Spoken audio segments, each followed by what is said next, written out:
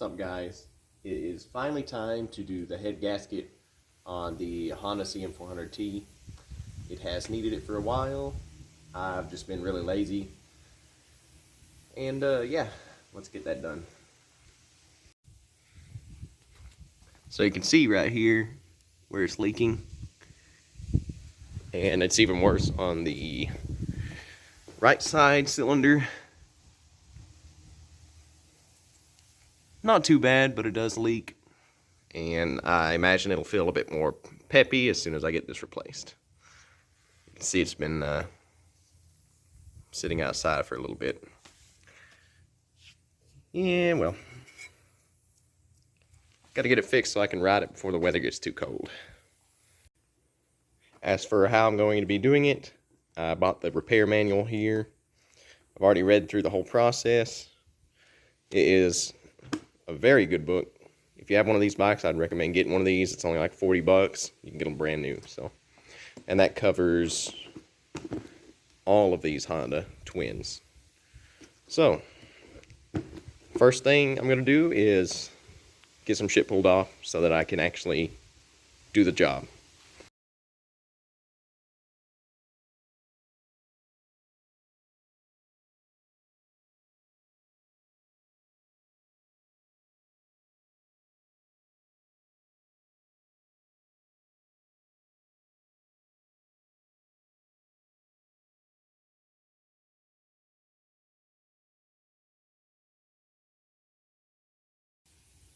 Alright, now that we're this far, we are going to remove the spark plugs on both sides. Hopefully this exhaust doesn't give me any trouble. Take the exhaust off. Remove the foot peg, the shifter, loosen the bolts on this side cover here because we'll need to spin over the engine later. Then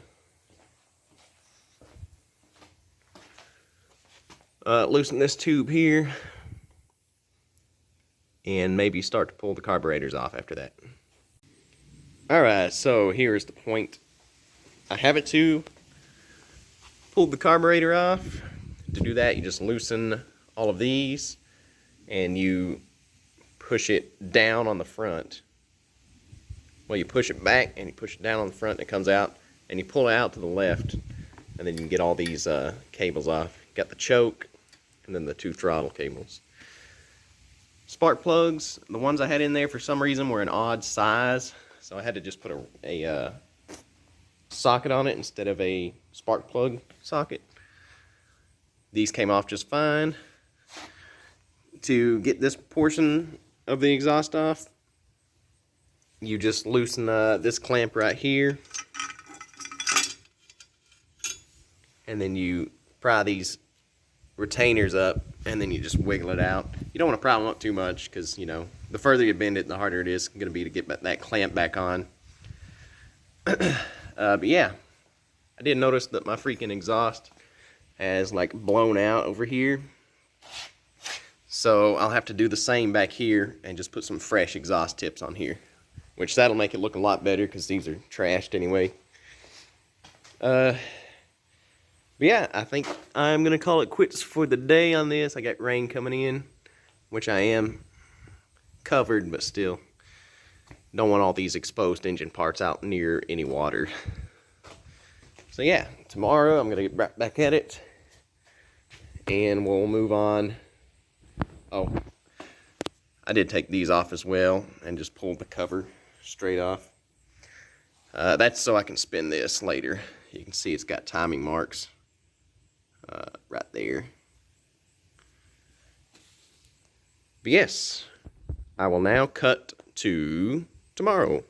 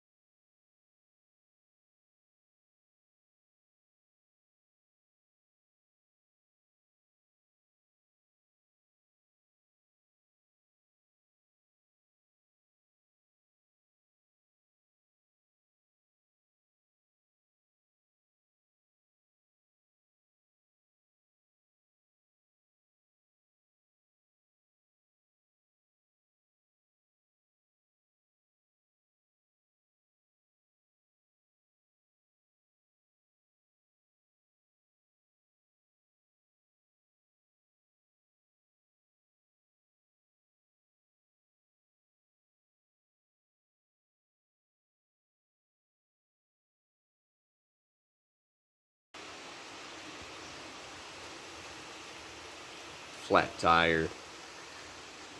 So here's where we are.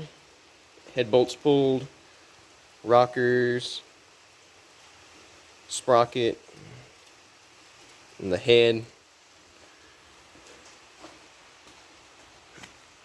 See, it's really quite crusty in here. Got the chain tied up with this piece of wire so it doesn't fall down in there. If you're doing this yourself, do not drop anything in there, because the only way to get it out is to pull the motor and split the case open. And that's not going to be very fun. So I'm going to try to get all this cleaned up, and we'll move on to getting the new gaskets on.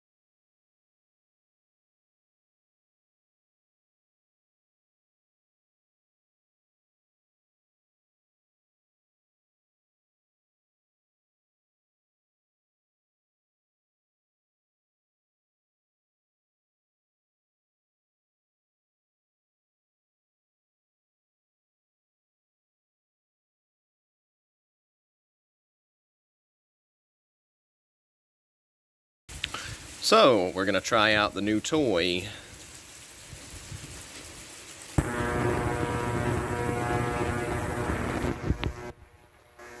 In she goes.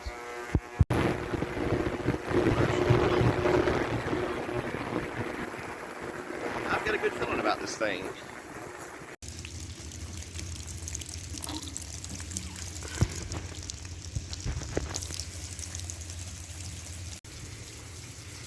Well, I gotta say, guys, I am very impressed. All of this was covered in gunk, and now it is nice and clean. All right.